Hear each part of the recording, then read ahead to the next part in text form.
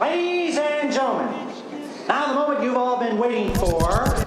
You are now listening to the sounds of From that point. Okay. A bunch of we were again I grew up on music like that, so we knew who Eminem was years before he came out with Dre.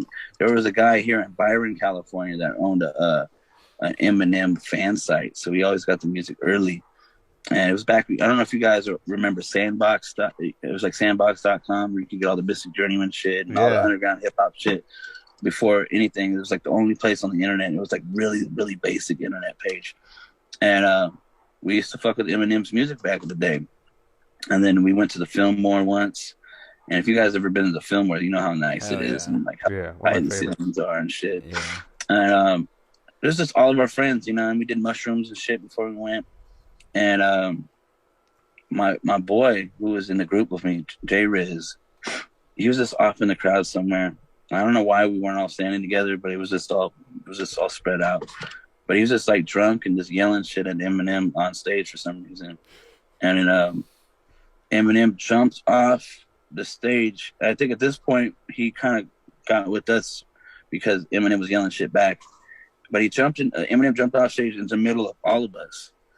And my boy and Eminem were both wearing white shirts because Eminem that was his outfit, to be known for white shirt, blue jeans kind of shit. But they were both wearing that, so like we were kicking the shit out of both of them. You know what I mean? Like, and then fucking his bodyguards came flying in, like actually crowds. It was amazing being on mushrooms watching all this happen as it's happening. Oh yeah, I was like. Everything was like really glowy looking, you know what I mean? Especially at the Fillmore, like you said, with the high ceilings. Came in like that, and just beat the shit out of just random people. Like they didn't even fuck with us or something. They were just beating the shit out of the crowd. And all of a sudden, the whole fucking crowd turns on Eminem. And I remember just looking up, and the chandeliers, which are really high, you can't touch them. I don't know how they started moving, but the chandeliers were rocking back and forth like this, and like people were just getting fucked up everywhere. And I remember this specifically. All of a sudden, George Clinton comes on stage, and I'm on mushrooms. So it's like at the Fillmore in San Francisco. The like George perfect. Clinton, crazy. Yeah, George Clinton. You know what I mean? Start doing and some he gets on stage funkadelic and he's shit, like, or "Keep what? the peace." And I remember looking at him. He has like an orange glow around him. I believe You know what I mean? Wow. I believe it. He had an aura. I might as well seen Jerry Garcia at the Fillmore. It would have been like the same experience. You did. You seen the hip hop Jerry Garcia? Shit. Yeah, the crack smoke Jerry Garcia. There you go. That brought.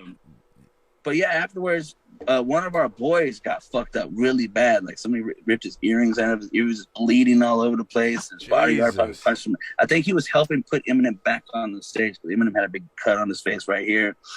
And as he was helping him on stage, one of his bodyguards was punching the shit out of him. Oh, and he kind of bitched out afterwards. Went tried to talk to somebody like he was gonna sue or some shit.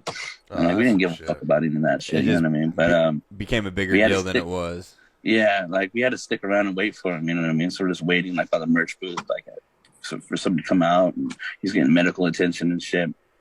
And then his manager Gus comes out. Eminem's road manager Gus comes out, and he's like, "Hey man, like, what do you guys think of these shirts?"